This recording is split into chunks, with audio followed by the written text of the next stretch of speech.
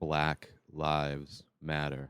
What you manifest in your mind, you can bring to reality. The Office. I've been burning through every show that makes me feel good or at least helps me to avoid massive amounts of anxiety or depression. First, it was Community, then it was Parks and Rec, and now The Office. All 9 seasons of The Office. I never finished watching The Office.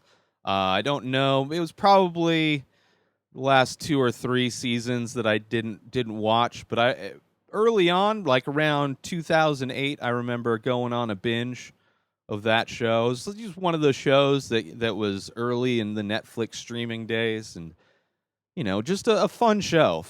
So worth a shot revisiting it. The 9 seasons gives me plenty of episodes to put on in the background to kind of fill my day with something other than thinking of all of the worst things.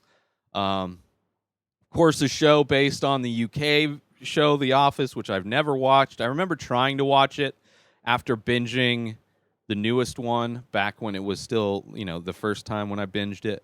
And I couldn't get into it. Just too similar but different. It was kind of like trying to read Fight Club the book after having watched the movie 100 times because the book is slightly different, and just the order of the book and things happen in the book that don't happen in the movie and vice versa.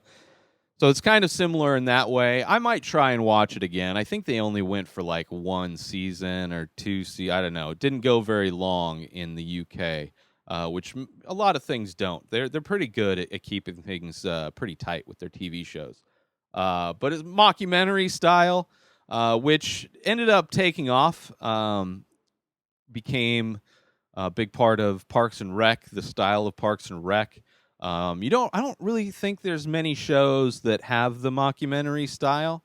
But this one was good. It was good, especially towards the end. I'd never seen the end of The Office, so the last season kind of falls apart in a lot of ways because a lot of characters have left already. Steve Carell left like a few seasons before the end, and then just other people started leaving. So they brought in a bunch of new characters and new actors for the last season. They broke the fourth wall and started, acknowledging the documentary. The documentary actually comes out in the show, and they find out that they've been, they see all of the things that they've been doing that they didn't know they were being recorded. So it's kind of interesting. It was a good end. It was a good end to the show. Kind of heartbreaking. All of these shows towards the end are kind of heartbreaking in a way because you start seeing, not as much as Parks and Rec, but for sure on Community, you just start seeing so many of the characters are gone, and they're trying to put new characters in, but like you didn't build a relationship with these new characters, right? It feels like if the show was a person, it feels like the show is sick before it dies, right? Instead of it just dying or ending or wrapping up nicely, it's almost like they're wringing out the last bit of life from it. And there were aspects of that to The Office, I think. But it also wrapped things up. It was kind of heartbreaking also because there's a lot of relationship problems with Jim and Pam, and that's kind of like the heart of the show. Their relationship and those characters are really kind of the only sweet part of the show. Everybody else, even Jim and Pam at times are assholes. Most of these people are not good people. They're constantly playing pranks on each other. But towards the end, there is that brotherhood, especially with Jim and Dwight, where they, all of their animosity over the years and pranking each other over the years, you really get to see them come together as like brothers, which is very heartwarming. So it was kind of sad in some ways, in some aspects of the show, but it was also, I think, a fitting way for the show to end. The Halloween episodes were always amazing. It unlike Parks and Rec, where like everybody's sweet, and it kind of made me feel like a place I wanted to work or people I wanted to work with. This one really didn't have much desire to work with any of these people because they are kind of all bad people. I related to the most. I related to Daryl, um, played by what's his name, Craig Robinson. I related to his character a lot. Like there was like when I worked at Costco, like I was his character. Like I felt like it was a dead end. I hated my job. Tried to leave many times. Ultimately did leave. But yeah, that was a character that I related to a lot, and that's somebody that like, especially in the show The Office, like yeah, I wouldn't want to work there. Like the management is horrible. Management is just like horrible. And then because management's horrible, like people are able to just be kind of assholes to each other, but in a light, fun kind of TV show way, which is fine. But like if I like watching the show, I'm putting myself in that situation. It's like I don't really want. That's not the life I would want to live with those characters. So I related to him a lot. But it was a fun character. Even when they brought in what's his face, um, Ed Helms. Ed Helms ended up his character. Like I liked his character for most of the season up until like the last season. Like he really became kind of a horrible person towards the last season. Like I don't know. It was weird. It was kind of a weird thing, and it's just weird in general binging a show like that where there's so many episodes that towards the end it really feels like you've gone on a journey with all these people, and then to see it end. When Will Ferrell came in to be like the I don't know if he was just a temporary. He was supposed to be temporary, but I did not like his character. It's just weird how they made so many characters so unlikable. But still, the show was fine. I mean, it was a classic show. Michael Scott, a classic character. A horrible, like for sure. I've had bosses that are like that just don't have any idea, except it's just like imagine having a boss like Michael Scott, but then to get you to do anything, they just constantly threaten to terminate you. They just try to fire you. Like how Michael Scott treats the HR guy. That's how managers, at least at Costco anyway, that's how managers would treat all of the employees. At least the ones that didn't kiss their ass, which,